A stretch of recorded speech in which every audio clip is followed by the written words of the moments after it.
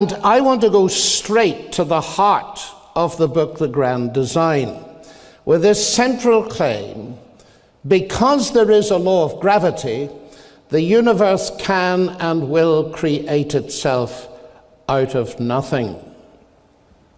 Now, perhaps the first question to ask is, what does Hawking mean when he uses the word nothing? The universe can and will create itself out of nothing. Because notice the assumption in the first part of that statement: because there is a law of gravity. That is an assertion of existence. Because there is something, the universe will create itself out of nothing. It's a very odd way to start, isn't it? Hawking assumes that there is a law of gravity. But one might want to be generous and presume that he also assumes that gravity exists, for the simple reason that an abstract mathematical law on its own would be vacuous with nothing to describe, a point to which I shall return. But the main issue surely is this: gravity, or a law of gravity, is not nothing, if Hawking is using that word in its usual philosophically correct sense of non-being. If he's not, he should have told us. So the heart of this book appears to be an assertion that the universe is simultaneously created from nothing and from something, which I do not regard as a very promising start. Now, of course, I am aware that when physicists talk about nothing, they often appear to mean a quantum vacuum, which is manifestly not nothing. And Hawking alludes to it later in the book. We are a product, he says, of quantum fluctuations in the very early universe. I'm tempted to suspect that a lot of this is a bit too much ado about nothing. Now, I know it's late in the morning for logic, ladies and gentlemen, but I just pointed out to you what I think is the first level of self-contradiction in Hawking's statement. But I believe there to be three.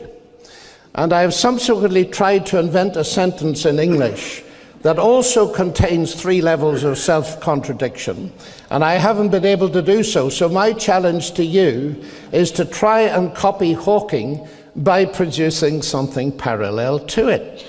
Let's analyze it a bit further. The universe can and will create itself. Now, if I say X creates Y, I'm presupposing the existence of X in order to bring Y into existence. That is what the word means. So if I say X creates X, I am presupposing the existence of X to account for the existence of X. Well, this is obviously self-contradictory, and it's logically incoherent, even if we put X equal to the universe. To presuppose the existence of the universe to account for the existence of the universe sounds like something out of Alice in Wonderland, not science. Now, that's a second distinct level of contradiction. The first one, you will recall, is the universe is created out of something which is nothing. The second is it creates itself. But then the notion that the law of gravity, that a law of nature explains the existence of the universe, is also self-contradictory. Since a law of nature, by definition, surely depends for its own existence on the prior existence of the nature it purports to describe. And I shall come back to that later.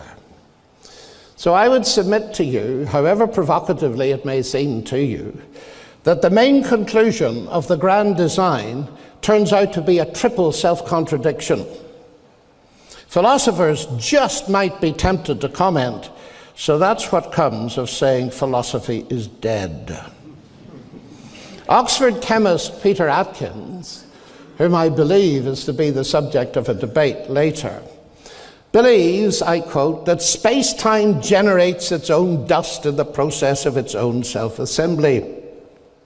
Atkins dubs this the cosmic bootstrap principle, referring, of course, to the self-contradictory idea of a person lifting himself by pulling on his own bootlaces. Well, our Oxford colleague Keith Ward is surely right to say that Atkins' view of the universe is as blatantly self-contradictory as the name he gives to it, pointing out that it is logically impossible for a cause to bring about some effect without already being in existence. Ward concludes, between the hypothesis of God and the hypothesis of a cosmic bootstrap, there's no competition. We were always right to think that persons are universes who seek to pull themselves up by their own bootstraps are forever doomed to failure. What this goes to show, ladies and gentlemen, is that nonsense remains nonsense even when it's talked by world-famous scientists. But what it serves to obscure, what serves to obscure the illogicality is the fact that the statements are made by scientists. Because it seems to me in the whole contemporary debate, one of the dangers, a real danger, is that we confuse a statement by a scientist with a statement of science. Not all statements by scientists are statements of science, and therefore they do not enjoy whatever authority you ascribe to science itself. Immense prestige and authority do not compensate for faulty logic. Now, the worrying thing about all of this to me is that this illogical notion of the universe creating itself out of a nothing, which is a something, by a law of gravity which appears to exist without gravity itself, possibly, is not a peripheral point in the book The Grand Design. It's the key argument. And if the key argument is invalid, in one sense, there's little left to say.